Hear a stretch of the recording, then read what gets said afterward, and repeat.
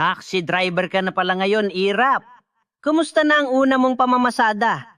Baguhan ka lang dito sa syudad, di ba? Okay lang bro, akala ko siniswerte ako kanina. Ha? Bakit bro? Ano bang nagyari? May sumakay kasi sa akin kanina na magandang babae sabay sabi. Diretso lang po, nang tanungin ko siya kung saan siya bababa. Ang sabi niya, "Diyan lang, basta kantutin niyo lang po ako kuya." Bigla akong kinabahan. Ha? Ganun ba bro? Ang swerte mo naman. Saan mo siya dinala? Wala, ilang minuto lang ang lumipas, pumara na siya at bumaba. Ha? Bakit naman? Baka ang akala niya tinanggihan mo siya. Hindi ganun bro, nang bumaba siya, tininan ko ang signboard ng lugar, Luna Corner Tino. Kaya pala, Kanto Tino.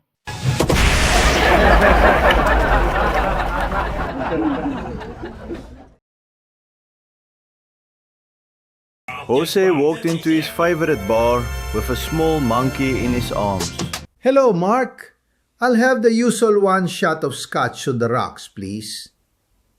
I just bought this fella as a pet. We have no children, so he's going to live with us, just like one of the family.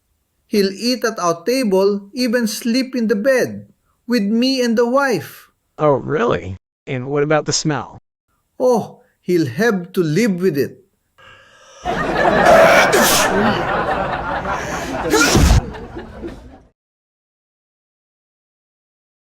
BFF, ano nangyari sa'yo? Bakit parang galit na galit ka? Galit ako sa mister ko. Ha? Bakit naman BFF? Nag-iba na kasi ang ugali niya. Pag umaandar ang gana, lagi na lang akong binubugbog bago niroromansa. Naku, BFF, matitiis mo yan. Ako nga, mas masakit pang ginagawa ng mister ko. Binubugbog ka din? Oo, binubugbog din niya ako. At pagkatapos niya akong bugbugin, ang kapitbahay namin ang niroromansa niya.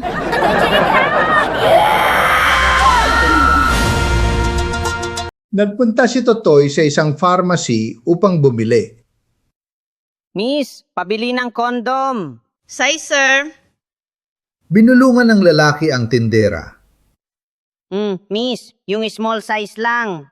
Hindi, sir. Alam ko na maliit ang sayo.